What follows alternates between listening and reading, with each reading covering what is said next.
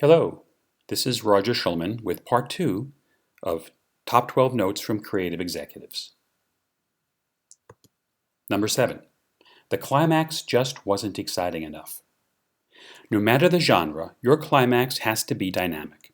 It has to involve the major characters, and it has to bring your story to a big satisfying moment that resolves, or at least brings to a head, the main conflict in your story. Sometimes the note is that the story doesn't build well enough to the climax, but more often, the note is that the climax is just anticlimactic. The resolution is achieved too easily. Having that big trailer moment climax is very important. Now, I want to add to that a question. What does exciting mean? Does it mean noise and spectacle? Does it mean special effects? A giant backdrop? That only goes so far, and that's not very far at all. Think of the climax of Star Wars: A New Hope and Star Wars: Rogue One. The second set piece was as big or bigger than the first, but 1/3 as exciting. It was repetitious, and the story just didn't satisfy the same way that first movies did. It wasn't for lack of money, careful production, visual effects, or even acting. It was the writing. Number 8.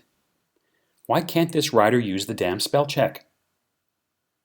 It's my biggest pet peeve because if your script is littered with spelling or grammatical errors, and this doesn't mean one or two, to me that screams lazy.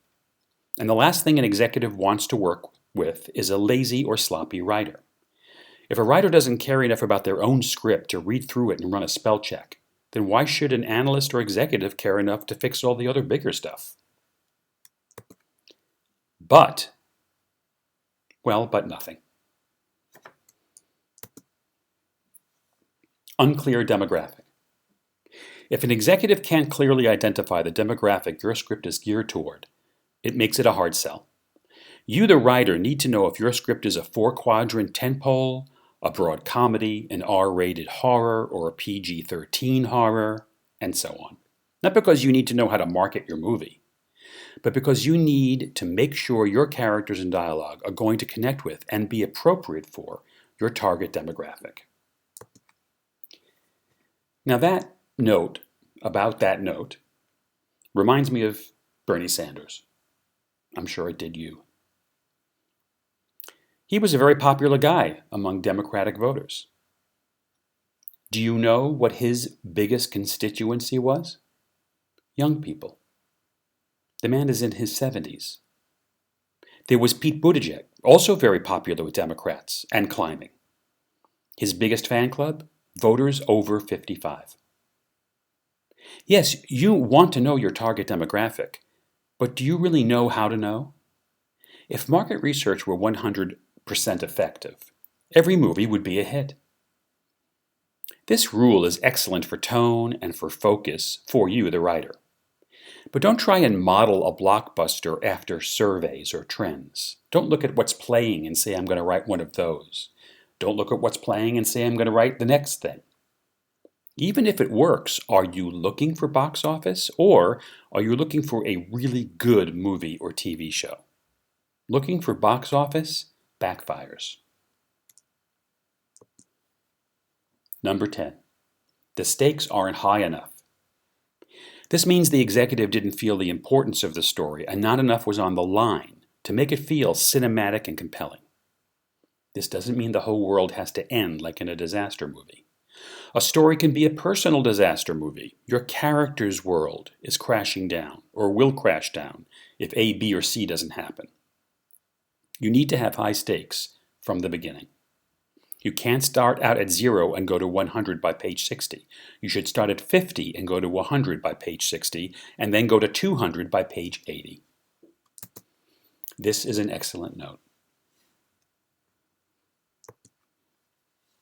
Number 11. It's just not commercial or original enough. The most often heard note at PitchFest, hands down, is it's just not commercial enough. I'm not sure if it's because what qualifies as commercial is constantly changing, or if it's because writers have a skewed interpretation of what is commercial, because every single writer thinks their script is, but invariably 80% of them are not. The best way to prevent getting this note is following box office trends, reading the trades, seeing what is selling, and keeping your material as broad as possible. Now, personally, I can't believe the same guy who wrote the previous note, number 10, wrote this one. First, he tells you to stick to your guns and your instincts. Then he turns around and says, follow box office trends and read the trades? See what is selling? No, no, no, my friends, no. It's good to know these things. It can be fun to know these things. But if anything, you want this information so you know what not to write. Please, leave it to the managers, the agents, the marketers, and the studio executives to tell you what's going to work or not going to work, and then decide what you want to do. But don't start out that way. Don't turn yourself into a would-be marketer or manager. Do what you do. Be who you are, a writer. Write the things that get you the most excited. Now, I realize that this can't apply to everyone, and some of you may have wild, non-narrative, completely unapproachable ideas that will result in scripts that will just make everyone who reads them shrug their shoulders. I can't tell you who you are. You yourself can't tell you who you are. You're going to have to find out the hard way. But don't start off by cutting off the tip of your spear.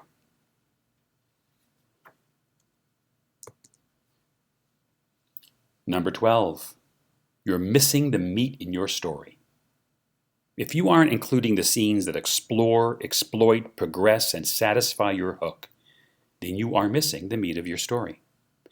Either the writer is lazy, the writer hasn't resolved plot holes in their story, or the writer is aware of the meat but hasn't expressed it fully enough for the audience to digest. This is a good note. This may be the best note of the bunch. It's worth rolling it over in your mind, especially the word exploit. Think of the trailer. Think of the poster for your movie. Think of the commercials for your movie. Not because those things are important, but because they are convenient ways to boil down your movie into its essence.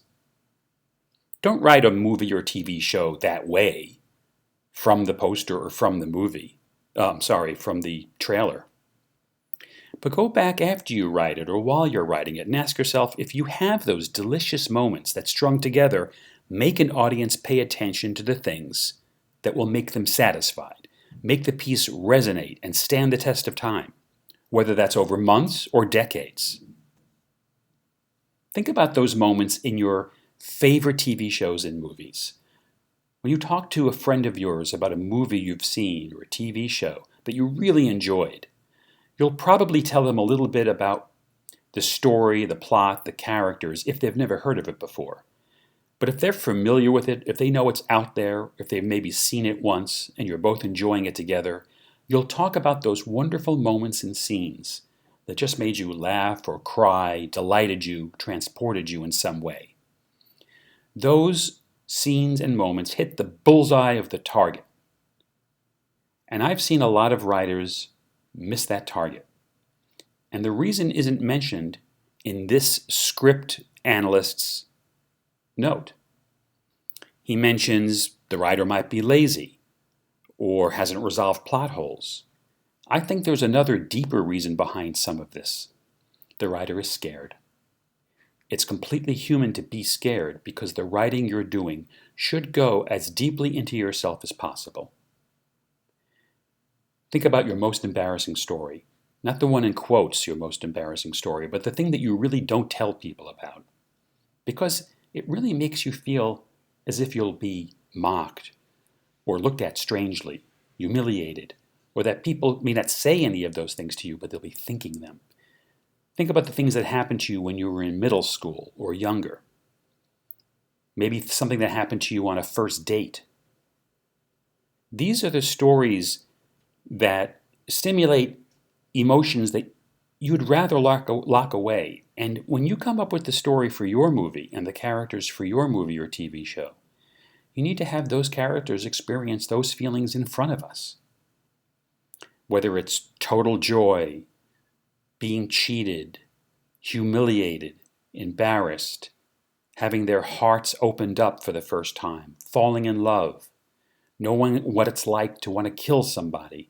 All those really extreme feelings have to come across. And sometimes when you're creating a story, you're thinking, well, I don't want to get carried away. Someone might say, wow, you really went for it, didn't you? As if you had no self-control or class or didn't know how to be a proper professional writer or something. Go for those moments that you don't want to go for. That's how you get to a story and a movie that really connects with people. They almost can't believe what they're watching on an emotional level. Transport them, carry them away emotionally. That's the meat of your story. So, thanks for watching part 2. I hope it's been of help with you, or to you, I should have said, along with part 1. And that's it.